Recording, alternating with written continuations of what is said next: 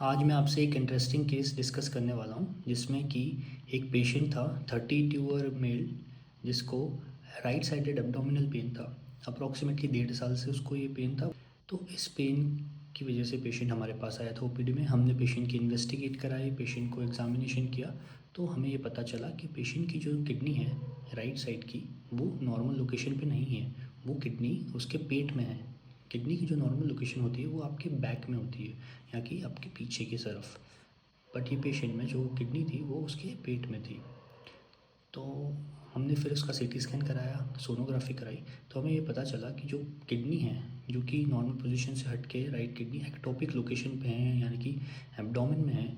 वो पेशेंट की किडनी में एक 1.5 सेंटीमीटर का पत्थर है।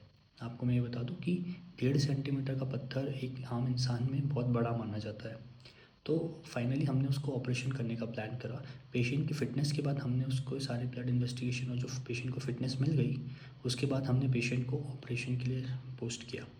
तो ऑपरेशन काफ़ी इंटरेस्टिंग था। ऑपरेशन हुआ है वो पूरा लैप्रोस्कोपिक हुआ है, मतलब कि पूरा दूरबीन द्वारा हुआ है, कोई भी पेशेंट को चीरा नहीं लगा था। तो इस ऑपरेशन में हमने ये किया कि पेशेंट के पहले हमने एब्डोमेन में एक गैस डाल के न्यूमोपेरिटोनियम क्रिएट करके एक लैप्रोस्कोपिक पोर्ट्स डाल के किडनी को विजुअलाइज़ किया। जो पेट में किडनी थी उसको हमने देखा और उसके ऊपर की जो लेयर्स थी जो कि बॉवल और वो सब एडेड थे उससे उसको सेपरेट करके किडनी को आइसोलेट किया।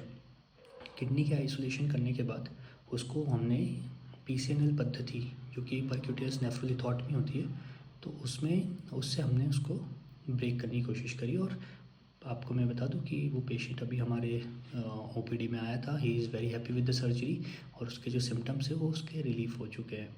तो we are very happy with the procedure कि हम पेशेंट को रिलीफ कर पाए।